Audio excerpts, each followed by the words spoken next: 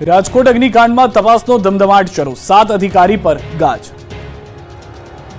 રાજકોટમાં TRP gaming zone આગની ઘટના અંગે તપાસના ધમધમાટ શરૂ થઈ ગયો છે। 32 નિર્દોષોને જીવતા સળગાવી ભડથું કરી દેવાની ઘટનામાં 7 અધિકારીઓ પર ગાજ વરસી છે। ટીઆરપી ગેમિંગ ઝોન આગની ઘટના અંગે મોટી કાર્યવાહી કરતા વહીવટીતંત્રએ 7 અધિકારીઓ સસ્પેન્ડ કર્યા છે। આ અકસ્માતમાં રાજકોટ મહાનગરપાલિકાના 2 અધિકારીઓ મદદનીશ ઇજનેર જયદીપ ચૌધરી અને ટાઉન પ્લાનર ગૌતમ જોશીને સસ્પેન્ડ કરવામાં આવ્યા। આ સાથે પોલીસ વિભાગના 2 અધિકારીઓ પોલીસ ઇન્સ્પેક્ટર NR રાઠોડ અને પોલીસ ઇન્સ્પેક્ટર VR પટેલને પણ સસ્પેન્ડ કરવામાં આવ્યા છે।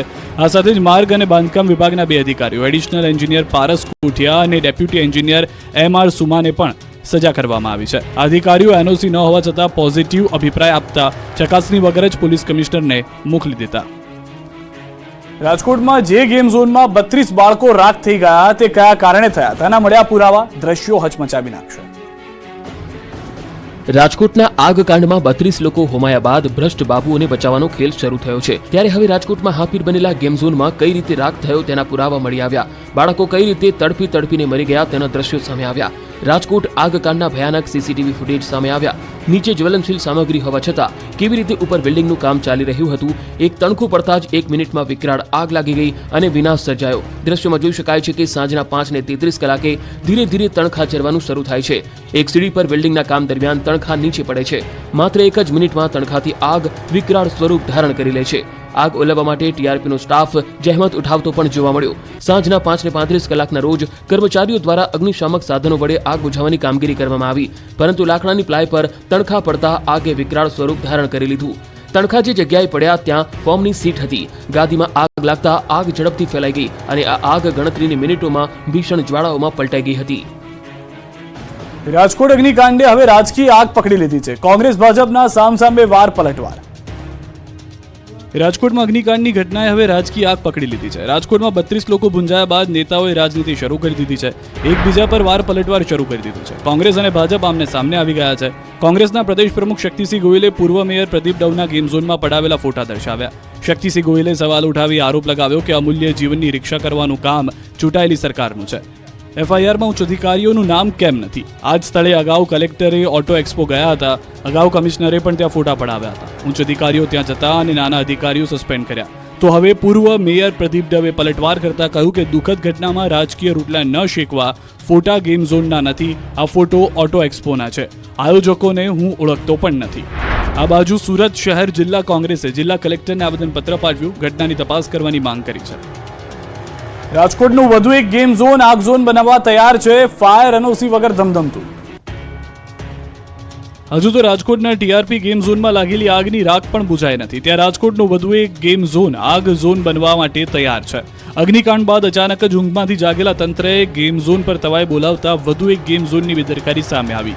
રાજકોટના યુનિવર્સિટી પોલીસ સ્ટેશન વિસ્તારમાં આવેલા ફન બ્લાસ્ટમાં ન્યૂઝ 18ની ટીમે તપાસ કરી તો મહાનગરપાલિકાની લાલિયાવાડીનો વધુ એક નમૂનો જોવા મળ્યો। ફન બ્લાસ્ટ ખાતે 25 મે 2024ના રોજ ખરીદાયા ફાયર સેફટીના સાધનો। કેટલાક સાધનો અગાઉ 16 જાન્યુઆરીથી 2024 ખરીદાયા હતા। છેલ્લા 2 વર્ષથી ફાયર સાધનો વગર ફન બ્લાસ્ટ ધમધમતું હોવાનું સામે આવ્યું। ત્યારે સવાલ ઉઠી રહ્યા છે કે શું ફન બ્લાસ્ટના સંચાલકોએ રાતોરાત ફાયર સેફટીના સાધનો ખરીદ્યા? રાજકોટમાં મોતની આગ બાદ રાજ્યનું સૂતેલું તંત્ર જાગ્યું। ગેમ ઝોનનો પર બોલાવાય તવાઈ કર્યા સીલ। ઘોડા છૂટી ગયા બાદ તબેલાને તાળા મારવા જેવો ઘાટ ઘડાયો છે। રાજકોટના ગેમ ઝોનમાં 30થી વધુ લોકો ભડતું થયા બાદ સૂતેલું તંત્ર અચાનક જ જાગ્યું છે। મોતની આગ બાદ હવે અધિકારીઓને બેરોકટોક ધમધમતા ગેમ ઝોનમાં ફાયર સેફટી છે કે નહીં તેની તપાસ કરવાનું ભાન થયું છે। રાજ્યભરના ગેમ ઝોનમાં તપાસ કરવા માટે તવાઈ બોલાવી, ગેમ ઝોન સીલ કરવામાં આવ્યા। સુરતમાં તંત્રની કામગીરીને ઘોડીને પી જતા ગેમ સંચાલકોની ઘટના સામે આવી। સીલ કર્યા છતાં ગેમ ઝોનમાં અવરજવર શરૂ થઈ ગઈ છે। આ બાજુ અમદાવાદનું તંત્ર જાગ્યું। અમદાવાદ મનપાએ ગેમ ઝોન સામે કાર્યવાહી શરૂ કરી। તપાસ બાદ અમદાવાદના 3 ગેમ ઝોન સીલ કરાયા। ગોતામાં ફન ગીટો, ચાંદોડિયાની જોય એન્ડ જોય સીલ કરી દેવામાં આવી। નિકોલના કેમ્પસ ગેમ ઝોનને પણ સીલ કરાયું। ઘોડા છૂટ્યા ત્યારે તબેલાને તાળા મારવા જેવો ઘાટ ઘડાયો। શહેરના કુલ 34 ગેમ ઝોનમાં ચકાસણી કરાઈ, જેમાં 34 પૈકી 28 ઇન્ડોર અને 6 આઉટડોર ગેમ ઝોન છે। 34 પૈકી 31 ગેમ ઝોન પાસે NOC ઉપલબ્ધ હતી। 3 ગેમ ઝોન પાસે NOC ન હોવાનું સામે આવ્યું। રાજકોટના અગ્નિકાંડ બાદ પોરબંદર વહીવટી તંત્ર હરકતમાં આવ્યું। શહેરમાં આવેલ શિવ મોલમાં ગેમ ઝોનને સીલ કરવામાં આવ્યો। બારડોલી અને જૂનાગઢમાં પણ તંત્રની બેદરકારીનો પર્દાફાશ। ગેરકાયદે ચાલતા હતા ગેમ ઝોન।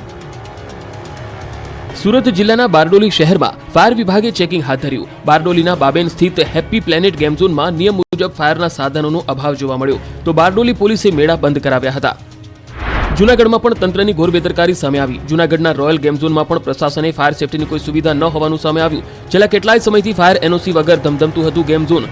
હાલ સૂરજ મલ્ટીપ્લેક્સમાં આવેલ રોયલ ગેમ ઝોન પર નોટિસ લગાવીને સીલ કરવામાં આવ્યું. આગકાંડ બાદ શિક્ષણ વિભાગ પણ સક્રિય થયો. ફાયર વિભાગને લઈ ડીઈઓની ટીમે દરેક શાળાની મુલાકાત લેવાનું નક્કી કર્યું છે. ફાયર સેફટીના ઉપકરણો ચાલુ હાલતમાં છે કે નહીં તેની તપાસ કરાશે. એન્ટ્રી એક્ઝિટ અને ફાયરના સાધનો ચાલુ છે કે નહીં તેની તપાસ કરશે. શાળા શરૂ થાય તે પહેલા ફાયર સેફટીનું સર્ટિફિકેટ મેળવી લેવાનું રહેશે. શાળા શરૂ થયે મોક ડ્રીલ કરાશે. અમદાવાદમાં વાડજની ન્યૂ વિદ્યા વિહાર સ્કૂલમાં ડીઈઓની ટીમે સરપ્રાઇઝ ચેકિંગ હાથ ધર્યું હતું. અંબાજીના દાંતામાં ચાલુ કારમાં લાગી આગ. અંબાજી દાંતા પંથકમાં કાળઝાળ ગરમીના કારણે કારમાં આગ લાગવાની ઘટનાઓમાં વધારો થયો છે. ત્યારે આંબા ઘાટ પર એક કારમાં અચાનક ભીષણ આગ લાગતા દોડધામ મચી ગઈ. અંબાજીથી મહેસાણા તરફ કાર પૂરપાટ જઈ રહી હતી ત્યારે અચાનક જ કારના એન્જિનમાંથી ધુમાડો નીકળતા કાર ચાલકે કાર રોકી દીધી અને કારમાંથી તમામ લોકો ઉતરી ગયા. એટલી જ વારમાં ધુમાડાએ આગનું સ્વરૂપ ધારણ કરી લીધું. જોતજોતામાં કાર અગનગોળો બની ગઈ. કાર આખી બળીને ખાખ થઈ ગઈ. કારમાં બે મુસાફરોના સદનસીબે જીવ બચી ગયા. કાર ચાલકની સમય સૂચકતાને કારણે જાનહાનિ ટળી હતી. વન વિભાગના કર્મચારીઓ ઘટના સ્થળે પહોંચી કાર પર કાબુ મેળવવા પ્રયાસ કર્યો હતો. આ તરફ વડોદરામાં ચડ્ડી બનિયાનધારી ગેંગનો આતંક આખું લોકર ઉઠાવી ગયા. વડોદરાના ભાયલીમાં ફરી એકવાર ચડ્ડી બનિયાનધારી ગેંગનો આતંક સામે આવ્યો છે. ભાયલીમાં મોનાલિસામાં લેક વ્યૂમાં ગેંગ ત્રાટકી હતી. અડધી રાત્રે ગેંગના સભ્યોએ સોસાયટીમાં ઘૂસી જતા દોડધામ મચી ગઈ હતી. ચડ્ડી બનિયાનધારી ગેંગના 5 સભ્યો મોનાલિસા લેક વ્યૂ સોસાયટીમાં દિવાલો કૂદી ઘૂસ્યા હતા. એક બંધ મકાનને નિશાન બનાવ્યું હતું. ચારધામની યાત્રાએ ગયેલા પરિવારની ઘરમાં તસ્કરોએ ત્રાટકી આખું લોકર જ ઉઠાવી ફરાર થઈ ગયા. સમગ્ર ઘટના સીસીટીવીમાં કેદ થઈ. દ્રશ્યમાં જોઈ શકાય છે કે 5 શખ્સો એક બાદ એક દિવાલ કૂદી સોસાયટીમાં પ્રવેશે છે. બાદમાં બંધ મકાનમાં પહોંચે છે. જે બે ઘરના સભ્યો ચારધામ યાત્રાએ ગયા હતા તે ઘરને નિશાન બનાવે છે. ઘરના દરવાજા પર લાગેલું તાળું તોડી અંદર પ્રવેશી ચોરો લોકરનું આખું લોકર માથા ઉપર ઉચકી ફરાર થઈ જાય છે. ત્યારે જ ચોર ગેંગનો ભાંડો ફૂટી જાય છે. સોસાયટીમાં ઘૂસી હોવાની જાણકારી સિક્યુરિટીને મળતા ચોરને પકડવા માટે સિક્યુરિટી ગાર્ડ હરકતમાં આવે છે. ચોરને પકડવા માટે સિક્યુરિટી ગાર્ડ પાછળ દોડે છે પરંતુ ચોર ટોળકીએ સિક્યુરિટી ગાર્ડ પર પથ્થરમારો કરે છે. જ્યારે એક ચોર માથા પર લોકર લઈને ભાગે છે. બીજા તેને રક્ષણ આપતા નજરે ચડ્યા. આ રીતે ચોર લોકર લઈને ભાગી છૂટવામાં સફળ થયા. વડોદરામાં ગરમીથી રાહત આપવા 4 રસ્તા પર બાંધેલા મંડપ ધરાશાયી થયો. લોકોની સુવિધા દુવિધા બની. કાળઝાળ ગરમીમાં બહાર નીકળવું મુશ્કેલ બન્યું છે ત્યારે આગ ઓકતા આવથી જનતાને બચાવવા માટે પોલીસે 4 રસ્તા પર ગ્રીન શેડના મંડપ બાંધ્યા છે. શહેર સિગ્નલ પર ગ્રીન મંડપથી લોકોને ગરમીથી રાહત મળી રહી છે. વડોદરામાં જનતાની સુવિધા માટે બનેલો મંડપ દુવિધારૂપ બન્યો. વડોદરાના અકોટા દાંડિયા બજાર 4 રસ્તા પાસે મંડપ ધરાશાયી થયો. વાહન ચાલકો માટે પોલીસે બનાવેલો મંડપ તૂટ્યો. મોડી રાત્રે પૂર ઝડપે આવેલી લક્ઝરી બસે મંડપ તોડી પાડ્યો. સમગ્ર ઘટનાના સીસીટીવી સામે આવ્યા. ઘટનામાં એક વાહન ચાલકને ઈજા પહોંચી. દાંડિયા બજાર ફાયર સ્ટેશનની ટીમ ઘટના સ્થળે પહોંચી મંડપને હટાવાયો. પોલીસે બસ ચાલકની પૂછપરછ હાથ ધરી છે. સુરતના પુણા ગામે સ્માર્ટ મીટર પર સંગ્રામ યથાવત. સુરત સહિત રાજ્યભરમાં સ્માર્ટ વીજ મીટરને લઈને વિરોધ પ્રદર્શન થઈ રહ્યા છે. લોકોને ડબલ વીજ બિલ આવતા રોડ પર ઉતર્યા છે. ત્યારે સુરતના પુણા ગામમાં પણ વીજ મીટરની મહામાથાકૂટ યથાવત છે. સુરતના પુણા ગામમાં 5000 વાંધા અરજી સાથે સ્માર્ટ મીટરનો વિરોધ કરાયો. પુણા કોંગ્રેસના નેજા હેઠળ પુણા ગામની વિવિધ સોસાયટીમાંથી અરજી કરાઈ. બોયકોટ સ્માર્ટ મીટરના બેનરો હાથમાં લઈ લોકોએ વિરોધ કર્યો. તમામ અરજીઓ ડીજીવીસીએલમાં કરવામાં આવી હતી.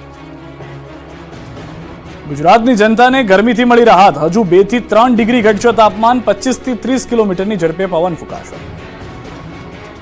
ગુજરાતીઓને કાળઝાળ ગરમીથી છુટકારો મળ્યો છે. ગુજરાતમાં ગરમીના વળતા પાણી શરૂ થઈ ગયા છે. સૂરજદાદા કોપાયમાન થયા હતા તે હવે ઠંડા થઈ ગયા છે. ગુજરાતમાં રેકોર્ડ બ્રેક ગરમી પડ્યા બાદ તાપમાનમાં ઘટાડો થવા લાગ્યો છે. જે રીતે માથાફાડ જીવલેણ ગરમી પડી રહી હતી તેવી ગરમી હવે નહીં પડે. 2 જ દિવસમાં અમદાવાદમાં તાપમાનમાં 46 ડિગ્રીથી ઘટીને 42-43 ડિગ્રી સુધી પહોંચી ગયું છે. અમદાવાદ જ નહીં મોટાભાગના શહેરોમાં તાપમાનનો પારો 42 ડિગ્રીને નીચે આવી ગયો છે. ત્યારે હવામાન વિભાગે આગાહી કરી છે કે આજથી તાપમાનમાં 2 થી 3 ડિગ્રી જેટલો ઘટાડો થશે. દરિયાકાંઠાના વિસ્તારમાં ભેજવાળા અને ગરમ પવન ફૂંકાશે. રાજ્યમાં પવનની ગતિ ખૂબ વધુ રહેશે. 25-30 કિલોમીટર પ્રતિ કલાકની ઝડપે પવન ફૂંકાશે. પવનોની દિશા બદલાતા ગરમીથી રાહત મળશે. અમદાવાદ અને ગાંધીનગરમાં તાપમાન 43 ડિગ્રીની આસપાસ રહેશે. फॉरेन टेंडेंसी 1-2 डिग्री की गिरावट जो है अधिकतर हिस्सों में देखने को हमें मिल सकती है. नॉर्थ गुजरात के कुछ हिस्सों में जो है तापमान जो है 2-3 दिन तक मूलांचल में मेंटेन करेगा जैसा 24 घंटे में रहा. उसी तरीके से वो 43 डिग्री 44 डिग्री के आसपास मेंटेन कर सकते हैं. बाकी जगहों पर तापमान 1-2 डिग्री और गिरेगा अगले 5 दिन के लिए.